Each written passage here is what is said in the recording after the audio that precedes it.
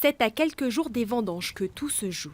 Dans ces vignes d'Irancy, Thierry Richoux observe minutieusement l'aspect de son raisin, ici, un cépage de pinot noir. Il y a suffisamment de sucre, il y a encore une acidité qui n'est pas si basse que ça, malgré ce qu'on aurait pu craindre.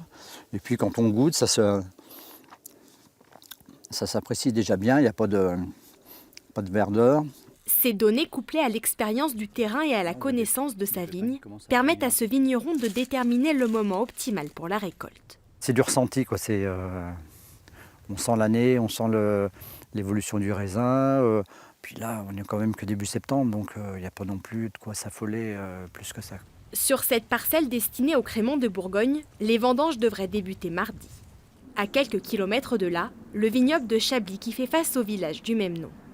Ici aussi, Jean-Paul Durus surveille attentivement ces 200 hectares de chardonnay. Plusieurs fois par semaine, il réalise ses relevés en laboratoire pour mesurer le taux de sucre, le pH, ou encore le potassium contenu dans le raisin. Toutes ces informations-là, bien entendu, nous aident énormément, non seulement pour la date de début de vendange, mais également ultérieurement pour savoir par quelle parcelle nous devons commencer par rapport aux autres. Sur cette parcelle, le début exact des vendanges dépendra des conditions météorologiques de ces prochains jours. Nous avons des grains qui sont très très bons, qui sont mûrs, il y a de la richesse. Le seul problème, ils sont encore un peu compacts, avec des pépins importants et des grosses peaux.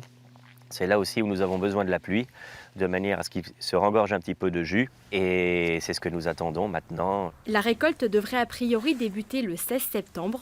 Jusqu'au tout début des vendanges, ces deux vignerons surveilleront leurs vignes avec la plus grande attention.